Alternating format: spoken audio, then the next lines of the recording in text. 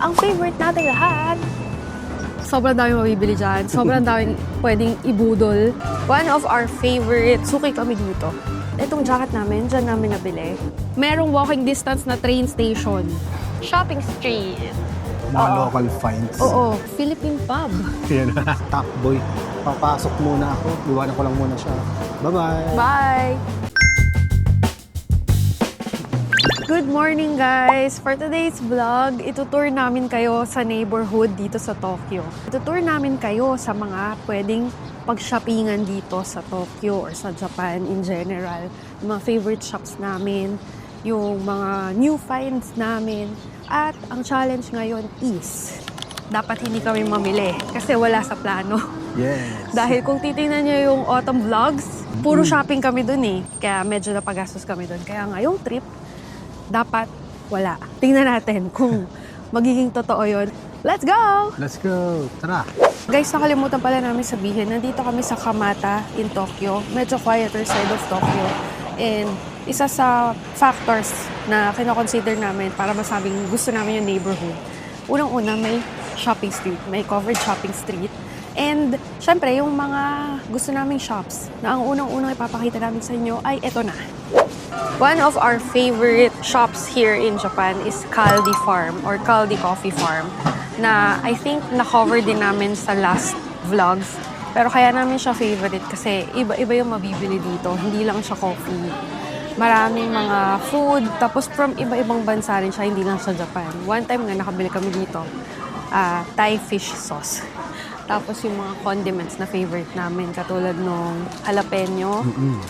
Yun, masarap yun. Tapos basta marami kayong madidiscover dito na hindi lang condiments, as in snacks, may mga alak pa, tapos may mga Coffee beans. Most especially coffee beans. Mura. Pero hindi na tayo masyadong bumibili dito ng coffee beans kasi may mas mura pa.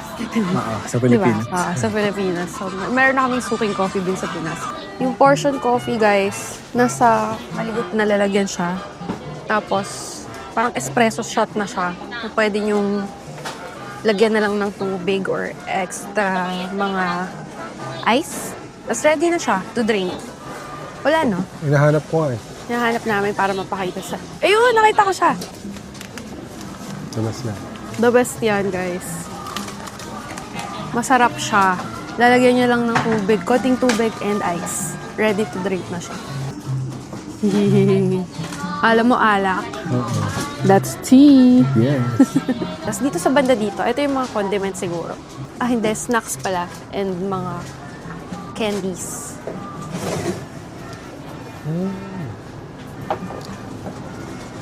Oy, may gusto siyang bilhin. No. Bawal. Bawal.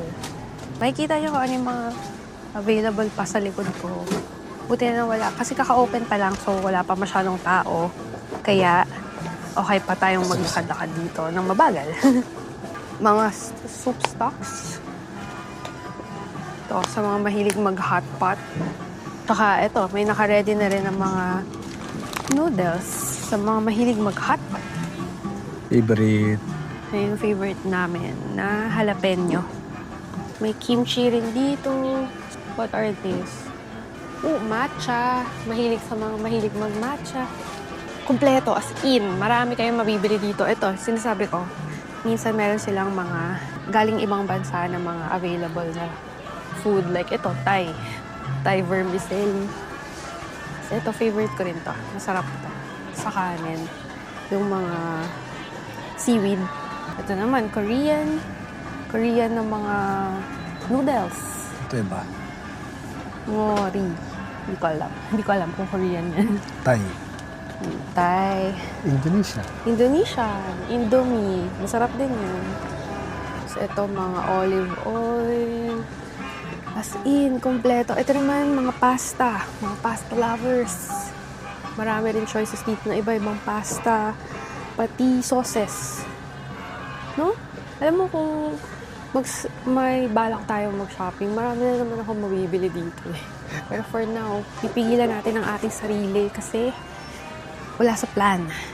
Tayo ay magsistick sa plan. Sana. So yun, basically, yun yung mga masarap bilhin dito sa Kaldi Farm. suki kami dito. Yan, pag nakita nyo to guys, yan, pabudol kayo dyan. Promise, maraming nakakatuwang food. Ito na, ang favorite natin lahat. GU!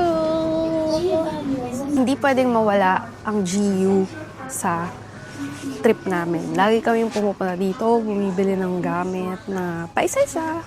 Tapos, magagamit namin ulit kapag magta-travel kami sa Japan. Just like yung pangloob ko, GU to. Ito kasi Uniqlo to eh, no? Ito. Oh, Uniqlo to eh. So anyway, ito na. Punta na tayo dito. Siyempre may bags. GU bags. Ang daming gusto niyan. And mayroon din ditong mga shoes. Punta tayo dito, boots ulit. At naka-sale. Tapos, nandito pala tayo sa kids section, I think. May mga nagtatanong sa comments kung meron daw bang pang kids sa GU. Yes po guys, meron. Actually, yung kids size nila, kung medyo maliit kayo, katulad ng size ko, small to medium, kasya siya. Kung bet nyo. Nagsisale na sila ng mga winter stuff kasi syempre magta-transition na soon sa spring. Kasi ganun daw yun eh, kapag mag-change ng season, nagsisale talaga. So yeah, meron ding mga medyas, meron ding mga pang-lounge sets. Pag nakita nyo yan, alam nyo na yan, GU. Sikat yan usually sa ating mga Filipino travelers na nagpunta ng Japan. So yun, maraming sale. Ay, actually, bihira yung parang pwede sa Pilipinas na clothes. Mas marami siya. Yung pwede nyo isuot during winter kasi winter ngayon dito. Unless, kung pupunta kayo dito ng mga season ng spring, nagbebenta na sila ng mga pang-summer clothes. Kasi nakabili din ako doon yung mga maninipis lang. T-shirts. Oo. O yun. So, yun. Next stop, ito naman. Next is Uniqlo. Alam niyo na yan, meron na yan sa Pilipinas. At itong jacket namin, dyan namin nabili. Last year pa, so 1 year na to. Maganda yung quality na itong jacket na to kasi manipis lang siya pero kaya niya sa lamig. Tapos, hindi siya bulky. So, ang tawag dito is Puff Tech. Nabili namin, magkano nga? 6990 yan? 6990 yan yata yun last year. Pero alam ko meron pa nito ngayon. So, highly recommended namin yung Uniqlo Puff Tech na to kasi nga ang nipis pero tested na namin sa snow tsaka kahit sa super lamig na season. Kahit na sa Sa may parang blizzard. Oo, yun yung suot namin sa parang sa Mount Zhao, dun sa tuktok ng bundok. So, yun, Uniqlo, check nyo rin yan pag nasa Japan. Mas mura siya dito kaysa sa Pilipinas kasi for example, 990 pesos sa atin is 990 yen dito. So, kalahati yun, di ba? Pero, mas marami pa rin kaming nabibili sa GU kaysa sa Uniqlo. Kasi, mas maraming mura sa GU. Tapos, magaganda rin naman dahil sister company yung GU and Uniqlo kung hindi nyo pa alam. So, yun. Tsaka meron na kasi tayong Uniqlo sa Pilipinas. So, para maiba, GU yung binibilihan namin pag nandito sa Japan. Okay, next stop. Ito naman. Ito pa, alam nyo rin to guys, sikat na sikat. Don Quixote or Donkey. Sobrang daming mabibili dyan. Sobrang daming pwedeng ibudol. At check natin? Check Quickly, natin. tara. Sa labas pa lang, di ba, ang dami ng mga naka-sale, ang dami ng pwedeng bilhin. Kahapon, dumaan kami dito, Sunday kasi kahapon. Dito mismo sa tinatayuan namin, sobrang daming nagkukumpulang tao. Yung pala, ang daming naka-sale. As in, sobrang parang mga tag-10 pesos lang ata yung ibang chichiriano. So, wala na siya ngayon kasi baka weekend lang yon. Pero yon, isang nakakabudol talaga kapag nagdo-donkey yung mga ganong sale. Bigla-bigla, di ba? What? Magkano? 50 pesos lang yung parang downy nila. Grabe. Dito yan guys sa Don Quixote. At bakit nakatalikod kaya si Donkey dito? Ba't yung nakatalikod? So, puwet yung nakikita natin. Hindi siya umaharap. Ano ba yan? Bakit? Pero ito yung shop. Ganyan. Pero parang luma yung Donkey dito.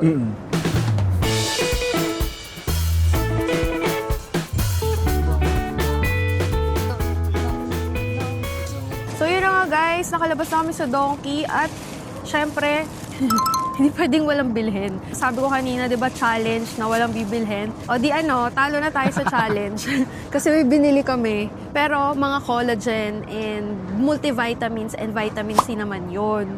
So, essential yon para magamit natin sa mga susunod pang araw. Tsaka di ba, Essential ba to? Ha? pagkain, kunti lang yan. Yung yung collagen, pati yung multivitamins, kaya din namin binili na medyo marami na. Naka-sale siya. Oh, so mas mura talaga compared sa mga prices ng vitamins sa atin. Oo. Pati mga collagen sa atin. So, we highly suggest na tingin kayo sa Donkey o kaya sa ibang mga drugstore kung naka-sale yung mga vitamins like DHC. Bilhin nyo kasi may tax-free pa. Test nyo muna ha. Kasi, ewan ko, yung iba sabi, hindi daw nila hiyang yung mga vitamins or whatsoever na hindi nila kilala. Test nyo lang kasi kami, mga 2 years na namin ginagamit yung DHC na brand. Una, collagen lang. Sumunod, multivitamins, tinry namin, okay naman. Tapos vitamin C, tatry namin ngayon. Kaya bumili tayo, 2 pa lang. Mm-mm. Para i-test kung talaga bang okay siya. Yeah, so may trial period ganun. Basically, ang mabibili nyo naman doon sa Donkey, halos lahat meron. From gamot, to cosmetics, to food, to grocery items. Even clothes meron in mga bags and luggages. Yeah. So, ganon si Don Quixote. At ito pa, huwag niyo bubuksan to.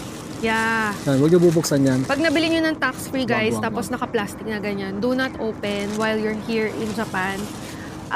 Do not consume as well. So, pag uwi na natin ng Pilipinas, saka natin siya bubuksan at i-consume. Okay. Ganon. Okay. Next stop. Tara na. Let's go. Banggitin ko lang, guys, isa pala sa factor to consider na gusto namin sa neighborhood is dapat merong walking distance na train station. Tulad nito. Hamata Station. At hindi lang yan. Doon sa may mas malapit pa sa hotel na pinagsastayan namin ngayon, meron din train station na hindi JR. KQ. KQ line naman. So, yun. Kailangan yun para mas madali tayong makakagala. Dapat may train station na walking distance. Okay. Dito lang kami sa sentro. Sa may mismong tapat ng Kamata Station, meron na agad mga Welsha or mga drugstores katulad ng Welsha, Sundrug, Daikoku, ano pa. Ayun, yung mga drugstores, favorite din namin siyang shoppingan ng mga, hindi lang cosmetics, minsan pati mga snacks and drinks. Kasi madalas may sale din siya. Tapos meron pa dito sa aking kaliwa, Daiso. So, alam nyo na yan, may Daiso sa Pilipinas. Tapos, ang maganda lang sa Daiso, Japan, mas mura din. Kasi, for example, 100 yen dito, 100 pesos sa atin. So, 100 yen, mga 38 pesos lang yun kung dito nyo bibilhin sa Daiso, Japan. 'Di ba? At isa pa, ito, meron mga Shotengai or shopping street, covered shopping street na malapit lang din dito sa neighborhood. So doon, iba-iba yung makikita nyo. From food, mga shops din, tapos grocery na maliliit. Meron din doon. So masarap din maglakad doon kasi marami kayong pwedeng bilhin. Kaya tara, tingnan natin yung, ang pangalan niyan, Sunrise Shopping. Sunrise Kamata na shopping street. Tara! Sunrise Kamata Shopping Street. Favorite naming maglakad sa mga shopping street kahit saan sa Japan kasi nga maraming makikita, maraming mapapagpili ang food, tapos covered nga siya. So kung mainit or umuulan, okay lang maglakad-lakad. 'Di ba? Yes. Walang problema. One time nga sa Kyoto, I remember, mayroon dapat kaming pupuntahan noon. Kaso umulan. So buti na lang yung pinagstayan naming hotel is ilang steps away lang sa covered shopping street. So, buong araw, naglakad-lakad lang kami sa shopping street. Nakatulad nito. Kasi nga, umuulan eh. Ang ganda ng shopping street din doon. Mga local finds. Oo. Usually, ganun ang mga makikita sa di ba? Sa mga shopping street. Mga, minsan maliliit na businesses. Katulad nito. Ito, papakita ko sa inyo ito. Nasa harap namin. Yan. Mga siya, grocery items na super mura. As in, may 39 yen na snack. Kano lang yun? 10 pesos? Diba? Pag tinignan niyo yung itsura niya, hindi siya yung mukhang malaking grocery. Ano lang talaga, simpleng tindahan lang, ganun. Meron din dito, appliances. Oh, may mga saradong shops. Meron din dito, sa harap ko, ito, parang may mga sale kasi ang daming bumibili or ang daming tumitingin. Mga clothes. Ayun. May mga bags din. Jewelry shops. o Subway. Oh, yan oh. May Diba? mga sikat din naman. Oo. Halo-halo talaga siya. As in local shops and mga malalaking shops. ABC Mart. For example, yan. Si Tokyo Shoes muna, oh. Oo, Dito yan. tayo bumili ng shoes. Yung suot naming shoes ngayon, dami nagtatanong kasi breathable, waterproof yung bentahe ng shoes na to. Shinare ko sa IG, shinare ko siya sa social. Sa dami nagtanong, dito po yun nabibili. Sa Tokyo Shoes Retailing Center. Tapos, syempre, kalaban yan. Pero magkatabi sila. Sa ABC Mart. Yeah. Meron na ba sa Pilipinas nun? Meron na. Ang first store niya ay sa Matsukiyo BGC. Oh! Meron ditong Philippine Pub. Yan. Also, kapag naglakad-lakad kayo dito sa shopping street, ma-feel nyo rin yung local neighborhood vibes and all. If you love walking, slow-paced travel, free parks, cafe dates, follow along kasi yun ang flavor namin. Minsan meron kaming araw na ito lang yung gagawin. Oo. Tapos upo lang para magkape or kumain ng lunch. So lakad-lakad lang ulit. Ganun lang. Yun lang Masaya po, na kami doon. And gustong-gusto ko kasi malamig. Kanina, 6 degrees Celsius. Ewan ko lang ngayon. Pero malamig. Masarap. Masarap maglakad-lakad pag ganito yung lamig. Oo, yung weather. Mahilig din pala kami guys, mamili sa mga supermarket. Kahit maliit man or malaking supermarket. Basta supermarket. Kasi andito yung mga syempre, mas magandang deals ng mga food like inumin, mga drinks natin for the trip, di ba? Diyan kami namimili instead na sa mga convenience store. Mas mura kasi, no? Yeah, tsaka mas maraming variety, di ba? So yun, isa yan sa mga pinapamilihan din namin dito sa Japan. Not just for mga inumin pala. Even pang pasalubong sa atin. O mga local products nila. Yeah, like miso soup, ano pa ba? Basta pang food. O, even mga snacks nila. Mas Snacks, mura. yeah. Kaya, minsan pang pasalubong, doon din kami bumibili sa supermarket. Kaya, yun, check nyo rin yun. Isang magandang shoppingan din yan, yung mga grocery or supermarket nila dito sa Japan. And yung iba palang shops pa, may tax-free pa. Katulad nung nabilihan namin sa Narita. Sa Aeon Mall, Oo. yun, may tax-free pa doon. So, check it out as well. Yes. Ito lang pala yung kulang dito sa neighborhood na napagsaya namin ngayon, mga thrift store. So, isa yon sa mga favorite namin pag-shoppingan pag nasa Japan. Sa harap namin may book off, pero mostly sa book off is mga gamit Oo. second-hand things. So, ang favorite namin is 2nd Street for clothes, bus store, clothes din. Bakas doon. Alam mo, ang bilis niya, no? Alam ko, nasa Pinas ako. Favorite namin is 2nd Street for clothes, bus store for clothes din. Mode off, kapatid yun ni book off kung ano yung nandito sa harap namin. Kaso sabi ko si book off kasi panay gamit, no? Tsaka gadget sa akin. Yeah, nakalagay din dun eh. Yeah. Books, video games, CDs, vinyls. CD? CD. Ano yun? Pero yung mode off naman, puro damit din na vintage, ganon. So yun yung mga wala ngayon sa neighborhood namin, pero okay lang kasi nga wala naman kami planong mag-shopping. Buti na lang. Buti na lang. Buti na lang. Kaya ayun, pero ilista nyo yun yung mga sinabi ko guys. So kasama yun sa guide natin, mga pwede yung pag-shoppingan. If you're into thrifting, promise, ang gaganda ng mga damit doon, ang gaganda ng mga masascore yung items doon. Tapos sobrang mura. Mura. Yung Levi's ko doon ako bumibili ng Levi's na pantalon. Mga around 1,000 to 2,000 yen lang. Tapos in good condition na. Tapos may masascore pa kayo doon. May tags. Ibig sabihin, unused or like brand new. Kaya, ayun, check out nyo yung mga thrift store na nilista ko. Lilista ko naman lahat dito ng mga stores na recommended namin at lagi namin sinashoppingan para sa full guide na to. Okay? Okay. At ito guys, hindi lang sa Akihabara yung may mga parang anime, laruan, or something. Dito sa mga neighborhood like this, meron mga mura. Like ito, may ko lang ito nakita, Top Boy. Papasok muna ako, iwanan ko lang muna siya. Bye-bye! Bye! Bye-bye! So yun guys, papahinga na kami. Bukas kasi flight na namin. So itong araw na to will be rest and ano na lang, time namin together bago umuwi bukas. So we will end our vlog series here. Sana nag-enjoy kayo sa winter trip na to at may natutunan kayo sa amin. And for more, join kayo sa aming Tara DIY Travel Community sa Facebook. Pwede kayo mag-post doon ng mga tanong nyo or anything about travel. You can also listen to our travel podcast, the Tara Podcast. And syempre, kung gusto nyo ng vlogs, ayan, hanapin nyo lang dito. Nood lang kayo ng mga vlogs namin, iba-ibang bansa. Mostly, maraming Japan, pero may ibang bansa din. Don't forget to use our codes pag mag-book kayo ng Klook and Agoda para makatipid. Thank you for watching. Bye! Bye guys, see you. Tara sa Tara, next tara, spot. tara. Let's go.